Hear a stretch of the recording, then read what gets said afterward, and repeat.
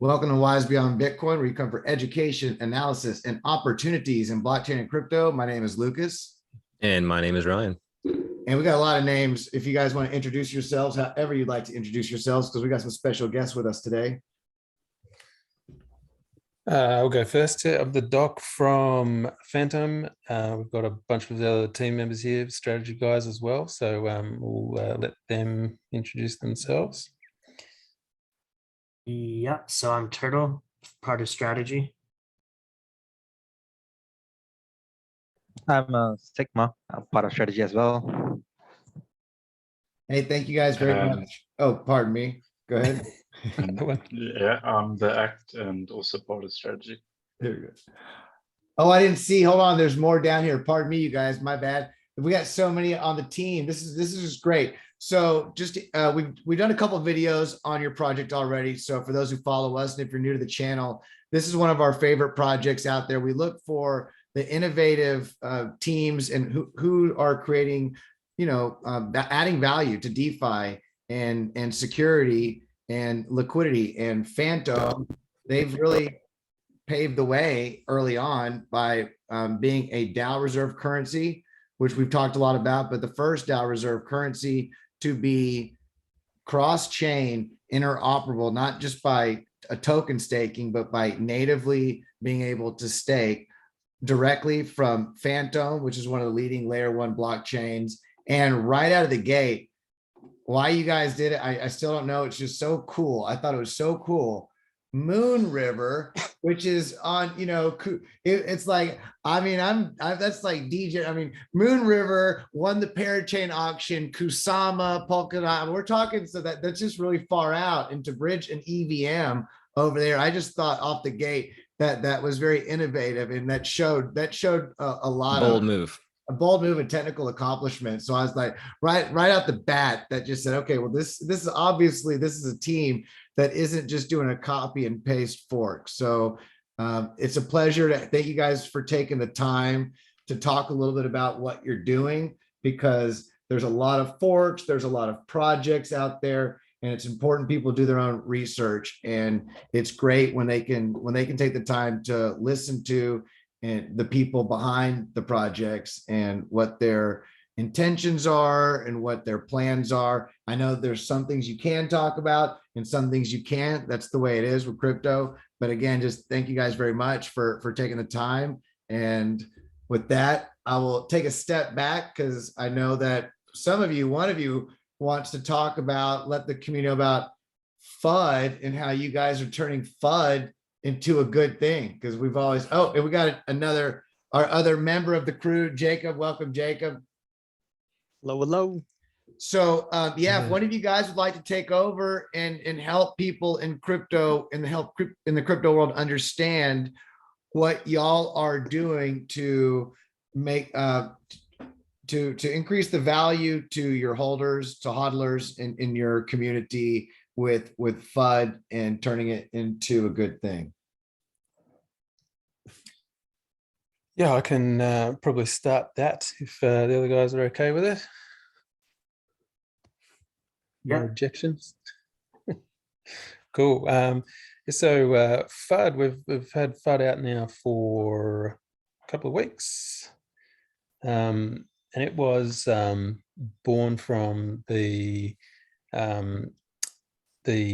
need to free up and sort of make the stable coins within the treasury, sort of unlock them without making any changes really to the treasury value negatively, right? So generally what you're hearing, especially in these recent weeks with the correction, you're hearing a lot of calls for things like using the treasury for performing buybacks and other sort of things, and generally the treasury is the main source of revenue and how projects can access that revenue to pay for things. We've taken the stance to treat our treasury with the highest regard. We're not aiming to deplete the treasury, but we want the best for our treasury, and to have it increase in value no matter what we want to do with it.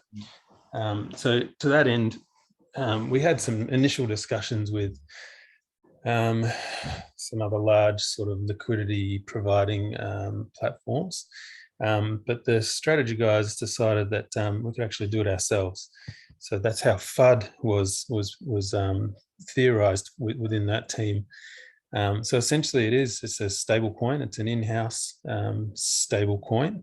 So it's an interesting message there on Medium. With the goal of getting the value that is locked, sort of not necessarily locked up, but sort of sitting idle within the DAO wallet. So if you know a little bit how these how the Olympus and the forks work, when people buy bonds, some of the value in native FHM tokens is minted and deposited to the DAO wallet. That FHM is not in circulation, but it has a value. So there are options there, and generally, what you would do if you had had the need to potentially liquidate some tokens onto the market to get some liquid DAI, for instance, to use to pay for things, you'd have to bring that back into circulation and then try and liquidate that or sell it on the market. Or you could potentially also do like an over-the-counter trade, which would not impact your chart at all, but it actually just brings that straight back into circulation, which has ramifications for the protocol on things like your runway and backing price.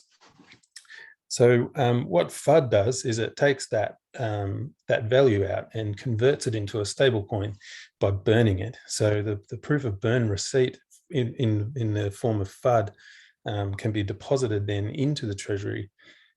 So the treasury value actually increases by the amount of FHUD that we've minted by burning that FHM. Then we can remove swap the equal amount of liquid stable coins, so DAI or MIM, for instance, out and use that to purchase assets and put those assets back into the treasury. So what you've seen over the last week or so, we've done a couple of asset buys. I think it's up to about 1.4 million now, I think, is the value that we've done up to this date. So you bought the memo, didn't you? I saw a post where you stocked up on a few different digital assets, and memo was one of them, wasn't it? Yeah, that's right. So wrapped memo, first fork, put that in treasury. So yeah, that's the one we did the other day. Yeah, so that's $1 million worth of assets that we purchased with DAI that was used, that we extracted from the treasury by replacing it with FHUD. So essentially, what that does is, we're sort of aiming to have an allocation of that DAI for particular things, and 80% of it should be going back into the treasury in the form of appreciating assets, which are all mostly on sale now because of the recent correction over the last few weeks. Yeah. So the extraction of the DAI, putting the FHUD back in, but then putting those assets back into the treasury has a huge effect on the value of the treasury, because we're increasing it by almost it's 1.8 times. Pretty much straight away, right? So the FHUD is in there. We put those assets back. The FHUD has value that we had that it was valued at when we minted it by burning the FHM in the DAO. So it's a lot to get your head around, and it's a thing that we've had to explain quite a lot, and in our Medium articles we're going into quite a lot of detail on how it works. At the moment, that is a non-tradable token. It only exists in our treasury, but this was phase 1 of FHUD, so it is not the end of it's not the only thing that we're going to be able to do with it. The next phases will be introducing utility to that, and eventually this is going to be a tradable asset that we would be pairing with you know, other tokens so people can trade it, people will be able to use it for different things. And I think it's going to be a huge, you know, it's definitely a huge value add for our protocol, and something that none of the others are doing this way. They're all utilizing their treasury value directly rather than adding to it by using that sort of idle value in the DAO. I love it. That's very innovative. It's a new way of doing things. You guys are always doing something different, which is why I support you and continue to be a fan. That's really what separates protocols in my book, is when you can see people that think for themselves and are able to understand what the ecosystem. There's always a trade-off. So like you mentioned, it affects the runway and you guys have to make decisions, but it shows a level of transparency, not a level, it's the ultimate transparency. When many DAO reserve, when many protocols out there are not creating, as I understand this is a way of saying, hey, we're putting this aside, but this is what we're doing with it. Is that about right? Yeah, and like the you know, the whole point of doing it this way is to, you know, we're putting the treasury to use, because otherwise those stable coins are just sitting in there, and you know, they're just being stable coins. They're providing a you know, a backing, but you know, they're not really doing anything. Right. Just there. So people screaming out for putting them to work, we would otherwise just be taking them out. So if we go, oh, we want to buy $5 million worth of assets, we take $5 million worth of the risk-free value out of the treasury, and then the treasury drops by, you know, $5 million. We put the other stuff back in. If we're buying $5 million worth of assets and the treasury only goes back up to where it was, potentially it'll you know, either go up or down depending on what those assets do. But because we've replaced that, you know, we've added the FHUD aspect in, the treasury actually increases dramatically when you know, when that additional utility is added to that FUD that's in the treasury. It is a real value. It's not fake. It's not printed out of nothing. We've converted that other idle value in the DAO, which has definitely, you know, it's got value, right? We could just take it out and sell it on the market, which means it has value. But because we're doing it this way, it's a new innovation that it's sort of hard to get your head around, but it's adding that extra value by unlocking both that value in the DAO and the value in the treasury and putting it all to use, which was like what everyone wants. it's like in-house leverage. I mean, you're taking some of those stable. I mean, in the sense of modern day fractional reserve banking, instead of having all those stable coins sitting there as a backing of DAI stable coins, you're taking some of those stable coins and you're at a certain ratio. You're not taking all the stable coins in the treasury, but a certain amount. You're creating this FUD, which is a receipt to be able to make use of it, and you've already made use of it, which is, where's that? Found the poster. Here we go. You guys, this is what the community. I mean, I as a member of the FantOHM community love seeing you guys doing this. I am for, many of us we're long term supporting DeFi protocols and these treasuries, and we, you know, the markets could go down further, and if so, there's always a little bit of a risk of the valuation of these going down below the value of when they were purchased at those stable coin valuations. That's always a risk in crypto. Nothing's risk free, but at the same time, you know, with enough assets, you guys, that's why I said fractional reserve or a little bit of leverage, because you're doing it all in-house. It's not really leveraged and pyramid. It's all done with assets that you actually have, and you can limit, like we talked about the roadmap, the runway. I mean, you can limit the exposure over time. This really gives you the opportunity to rocket ship the value of the treasury, like you said, because you're taking a portion of what would just be sitting there as dollars, and you're turning it into Luna, into Bitcoin, into ETH, into Phantom, into Memo. I mean, maybe I'd rather have that than stable coins. Yeah, right. Yeah. Thank you for doing that. I would rather have a buck. So Yeah. for all that you convert, even if the market dips in the short run, well, I think a lot of people in the crypto land, especially in DeFi, would all agree that we would all love to support the treasury to hodl through whatever moments are going on in the world at large, and to wait for these to bounce. Because I mean, Well, let me see if I understand one way to think of this that we haven't really touched on yet, but I want to make sure I'm on the right track here. So this whole movement, this whole double handshake, currency reserve movement, is about creating a new set of tokenomics, a new game theory, so that we can all move forward together, and that the incentives kind of aren't working against each other, right? So insiders and stakers and people don't have cross incentives, so we don't, so we can all move forward together, right?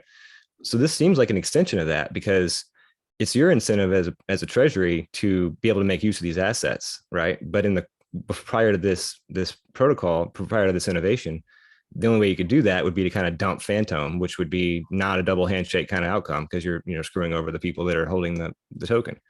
But through this mechanism, you're able to access that, unlock those tokens without having to do that, right? Without burning the community, without diluting and without diluting people. So is that kind of right? Is that one way to think of it? Yeah, it's exactly right. Because you're sort of limited in options with other. You can talk to those third-party liquidity providers, for instance, but you're still there's still limitations around it, and you're sort of bound to the other sort of limitations and rules around how to use that. Whatever one you might choose, but this is exactly right. We're burning stuff where we're not diluting by putting FHM back onto the market in circulation, and we're not dumping for stable coins that we can use, or directly via routing or whatever. We're not buying assets directly with FHM, but we are using the added function provided by FHUD to sort of mitigate any of the effects on the market or the price, or the circulation, or any of those metrics that you see on the dashboard, which would be affected greatly if we wanted to put $5 million worth of FHM that's in the DAO back onto the market. It's going to cause it's going to be mass hysteria. So this is a way that we can do that without being detrimental to the protocol and the value in the treasury and the holders. Yes. All right. Well, that makes it pretty super. Now it's crystal clear to me now, kind of what's going on here. So yeah, Yes. Thank you. Thanks for clearing it up. Yeah, it's difficult to sort of comprehend, and I guess, but it's really simple when you think about it. You're like, actually, yeah, and it's not like a overly complex solution, but we're in that position, and the guys in strategy came up with this, and I was like, I mean, it took me a few guys to sort of get my head around it as well, and then the way they've explained it and the way that it was executed. I think it took it 2 weeks from being coming out of their brains into coming out into actual production use. So it was quick turnaround, but because it's really relatively quite simple. Very cool. Did you guys want to have anything to add about maybe any things coming on the roadmap that we want to discuss? Because I know we teased about that earlier.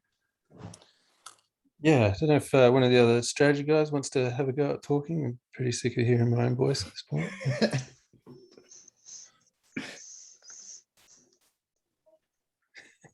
Yes or no? I guess everyone likes you. Doc, we love your voice. I can go. Go for it, Sigma. Turtle or Tector, okay. So yeah, we would like to implement FUD in phases. So the first phase is what we've seen so far, right? We're just introducing it, unlocking the value that's illiquid in the DAO as well as the treasury.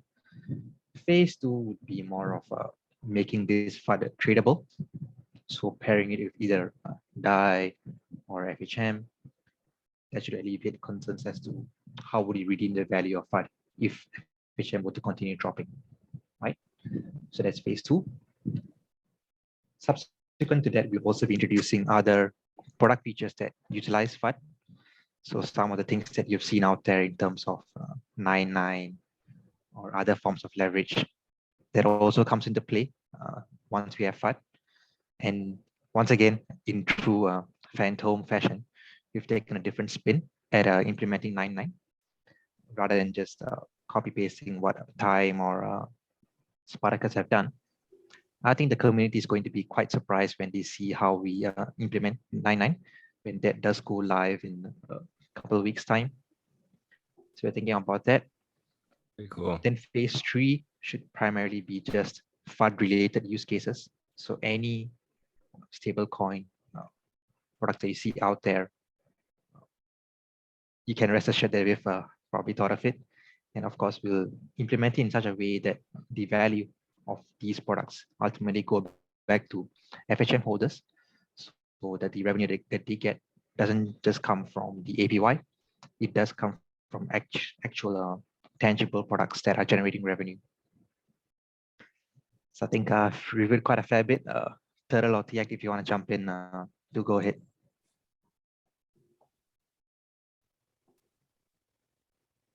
Yeah, sure, I'll go a bit. I think it's also just important to note though that to get people to really also understand the FUD concept, what to me was super important is that they also understand that you're taking from the DAO operating account and you're actually burning that, and that adds a value part that Dr. was referring to. So it's important to note that that is something we could have used for something else as well, not just going on the market, for example, and selling it. I mean, you could have used it for your expenses, etc., as well. So that's important to note that it really is backed by something. It's not just thin air. That to me is just something that I really just wanted to add there. But in terms of the roadmap, the part that I'm really excited for is the expansions onto the next chains. I think that's going to be really, really awesome. I can't divulge which chains, but it's going to really give us the opportunity to expand. And I think in the long run as well, you've always got to look at your project, and especially from a strategic point of view, you've got to look at it and you kind of got to say, if we are fortunate enough to be around for a longer period of time, where do you want to end up? And what does cross-chain actually give you? And that to me is a super exciting part. When you start looking at moving possibly outside of crypto, now just that thought of being able to do that, and what does it mean when you've got the fiat systems that are going to kind of link through with you? That's where I think cross-chain is super powerful, and that's going to be super, super exciting for me. I think that's, as you can hear in my voice, I'm just ecstatic on that idea, because I'd like to bring in kind of people from traditional finance, TradeFi. I'd like to bring more of them into this space, and I think we'll be able to achieve that quite well. That's, to me, is also another part that is very exciting, is bringing those people over. But yeah, I can't say too much more on that, but that's where my excitement lies. Well, hey, that's a cool tease. I know that's enough just to hear that those kind of things are in the works. That's exciting. I see it. I see a tease right here.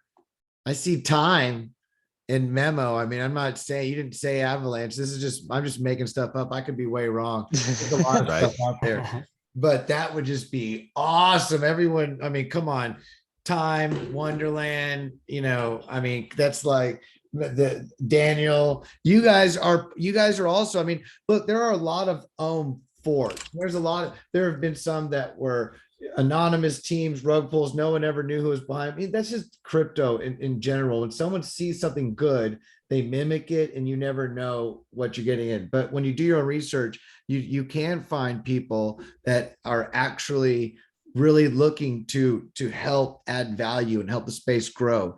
And what Daniel is doing, Frog Nation, what this whole movement to help grow DeFi into being something that is more resilient and more sustainable. Because at the end of the day, DeFi is really just it's just 10% of all of the market cap of cryptocurrency. I mean, it's still just a baby, but I feel what this is doing, what the beauty of what this is doing is it's no longer limiting the growth of these markets to the VCs, to some of these institutions. Now it's allowing for this amalgam, this conglomerate, this It's like an egalitarianism of finance, right? really, Yeah. it's beautiful. And I love that the DAO itself is using the funds from the treasury in a way that is generating profits. It's something that anybody could spend money in a treasury. Yeah, It's about and doing it different. Yeah, and I think we're already quite a way up on our investment in Luna, for instance. It's obviously gone quite well over the last recent weeks. So the return of those investments is going to be interesting to watch how that unfolds. So just on that as well, we're going to have some new dashboarding features as well. They're being developed that will display all of this. So not only have the well-known Olympus full dashboard, but also the treasury investment side of that and how it's performing. So that's because those things at the moment, right? They're not bonds. They're just sitting there in the treasury. If we've got other ways of sort of interacting with those, and maybe like if we can stake them, we'll do that. If we can show that we're doing something, that if you're doing everything that you can with the multiple layers that are possible within DeFi, we will do that and show it so that everyone can see the benefits of doing it this way. Very cool. Well, I'm curious if there's any thought to, like, I know not right now, probably not, but going forward in the future, to make how these decisions get made about like which assets to purchase with the FUD. Is that going to always be a team decision, or will that maybe one day go to a vote, or what are your thoughts on that? Yeah, we're just discussing this internally, right? It's something that the DAO, because we've been doing this, the last couple have been things that have had to happen very quickly, and you can't really be sort of hamstrung or limited or restricted by implementing some full DAO votes that go for days and days for something like this. Not only that, the time sensitivity of it, but also the actual, the sensitivity in the form of being front run by announcing we're going to buy, $250,000 worth of this. Right. Someone might go, well, I'm just going to go out there and bet those assets up, do a massive buy and then dump into the other buy. Yeah, so that's a possibility as well. So we're just about to put up something that will solve the issues there by including the DAO to a degree, but also having it so we are still able to make these decisions quickly and not have any limitations on time or other risks that are involved with sort of putting the assets out there publicly. Right. Telegraphing. That will involve the DAO, and it'll go up pretty soon because the strategy guys have already written a copy for that proposal. Very cool. I see that you guys have Luna in here, and I know that y'all have a roadmap. Y'all are already doing so much. So there's no reason to try to even think about putting more on your plate. I may say over to the guys over at Leserve DAO, they're building the first DAO over on Luna, on Luna Terra. What you guys have already done with Moon River, I mean, it would just be, you guys are already taking Luna in into you're purchasing it into your FUD and incorporating that into your model. And now that IBC and EVM models are coming together with EVMOS module pretty soon, man, it'd be cool to see something like that. But everything you guys are doing are pretty cool. All these collaborations are pretty cool. I love it, man. This is just beautiful work. Thank you guys. Thanks for taking the time to share this too with us. I know that you're working on a lot of highbrow and technical work. I mean, all the stuff is not just talked about in a Medium article, but it also needs to be done out there on chain. And right, and all what's involved with that, I'm sure is not easy. Getting everything working. Yeah, the cross chain. There's obviously the easy ones to do, all those EVM compatible ones, but looking at the other ones that are built from Cosmos and the WASM base there. I guess it's a whole other kettle of fish. So that there's other there are projects that are sort of bridging that gap, obviously, and there are different chains that are enabling that interoperability. So yeah, it's still, as you said before, we're still early, still very small. So the stuff that is going to happen this coming year in 2022 is it's going to be mind blowing, and what that will enable with interoperability and accessibility is going to be pretty cool.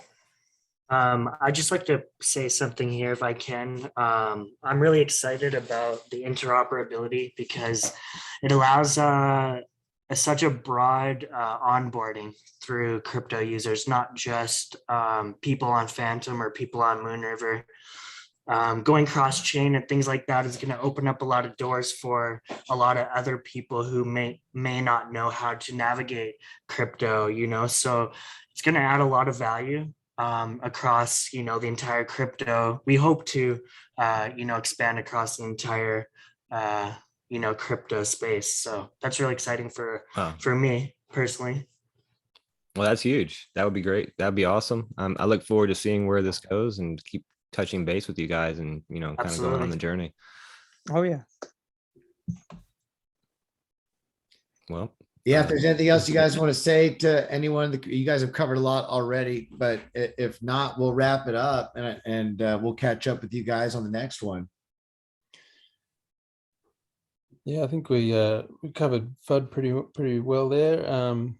What we're doing as well, we're sort of working on our marketing strategies and things. So we're aligning our team, internally to be able to better streamline that. With a focus, and as you can see here on our YouTube, we've got a lot of educational videos, and it's something that's important from my point of view, because it's still so new and confusing to a lot of people on what what this all is. So focus on these educational videos and more articles and things that make it easier for people to understand what's going on.